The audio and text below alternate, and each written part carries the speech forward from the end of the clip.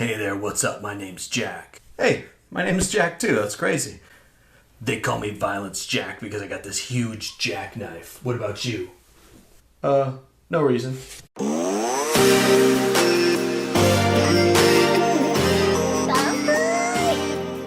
Welcome to Alcohol and Anime Night, the show that gets you drunker, the show that gets you fatter, and the show that is taking on the cutting-edge anime.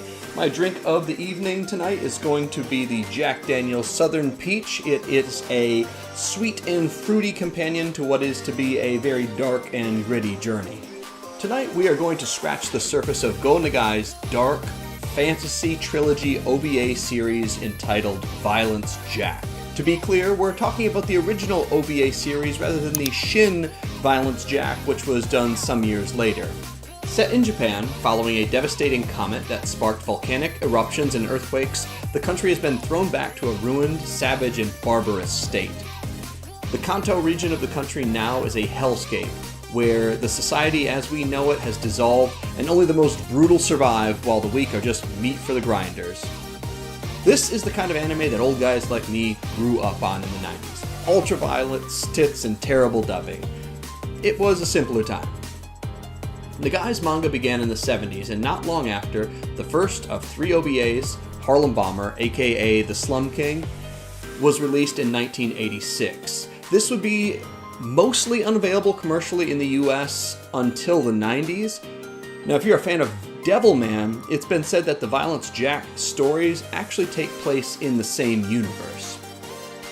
Jack is oh so subtly named after the huge jackknife that he carries. Now, it's unclear who or what he really is. The guy shows up randomly looking like Hagrid when people are in trouble and starts zeroing fools like some kind of angel of death. Strong Terminator vibes here. There are 3 OVAs from Studio 88. There was the first one in 1986 called Harlem Bomber, aka Slum King. The second one called Evil Town in 1988. And the last one called Hell's Wind in 1990. The first OVA, Slum King, introduces a biker gang that resembles characters from both Mad Max and the G.I. Joe Dreadnoks, believe it or not.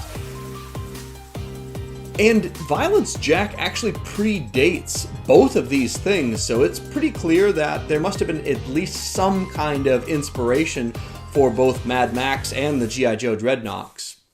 This gang serves as the baddies that are ultimately trying to capture a couple of ladies and put them into some type of trafficking situation.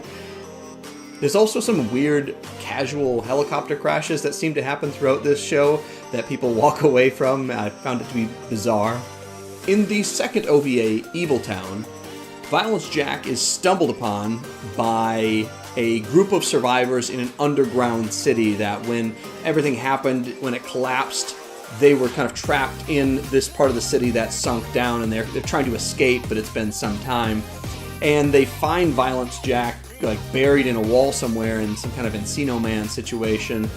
And at this point, really, this is where it devolves into, again, some more gang members trying to show up to this town, but it's also a whole group of ladies essentially trying to escape from a whole bunch of dudes that seem like they're from Jeffrey Epstein's Island.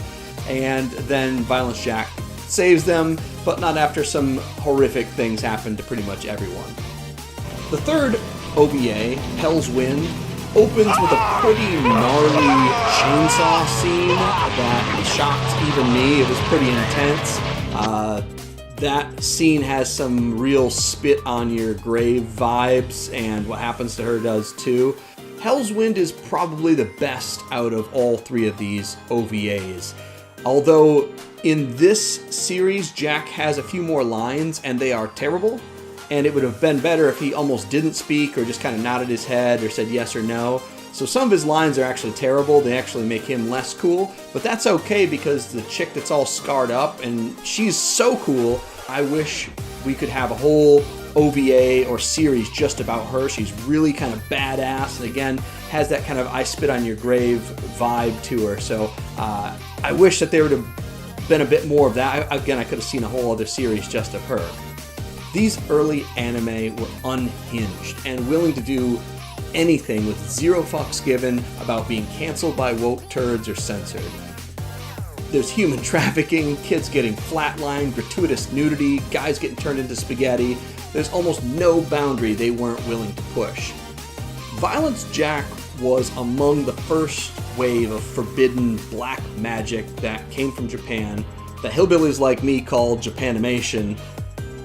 Shows like this were shown in small college AV rooms, on shitty projectors with grainy bootleg VHS tapes smuggled from the land of the rising sun.